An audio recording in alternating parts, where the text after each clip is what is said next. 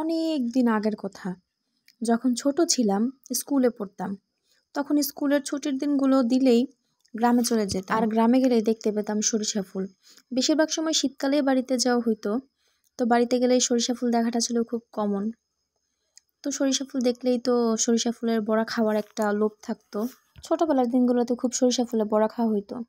এখন তো বড় হয়ে গেছি, কর্মব্যস্ত জীবন, বাচ্চা কাচ্চা হয়ে গেছে, এখন আর অতটা গ্রামেও যাওয়া হয় না, সরিষা ফুল দেখাও হয় না, আর বড়াও খাওয়া হয় না।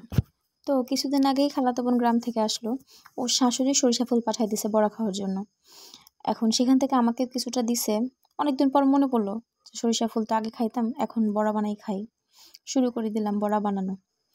যাই হোক, এখানে আমি পোলাওয়ের চাল ভিজিয়ে তারপর পাটায় বেটে নিছি। সেই বাটা চালের মধ্যে কাঁচামরিচ দিয়ে দিছি আর পেঁয়াজ দিয়ে দিছি।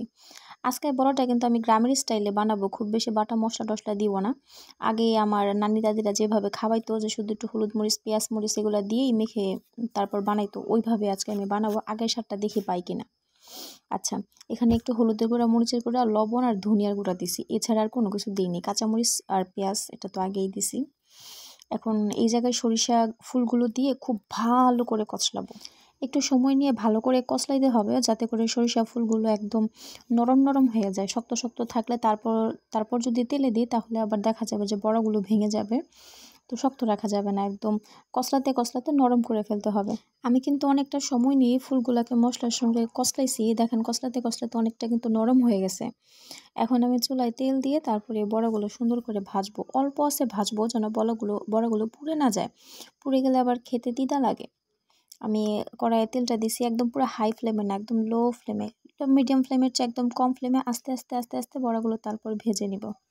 হাতে একটু সময় নিয়ে বড়াগুলো আস্তে আস্তে ভাজতে হবে, যাতে ভেতরেও কাঁচা না থাকে আর বাহিরেও একদম পুড়ে না যায়, খেতে যেন একটু মুচমুচে হয়।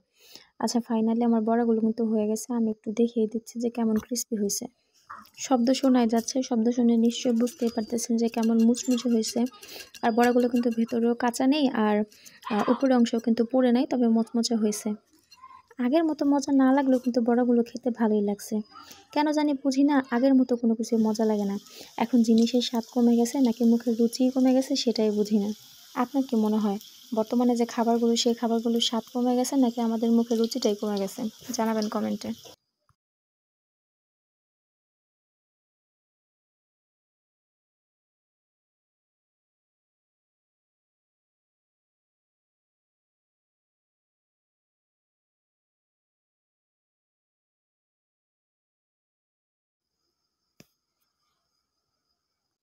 আমার বড়া কিন্তু প্রায় ভাজা শেষ। এখন একটু দেখাই দিই যে কেমন মচমচে হয়েছে, আর একদম কিন্তু পুড়ে নাই, হালকা সাদা সাদাই কিন্তু আছে বড়াগুলো।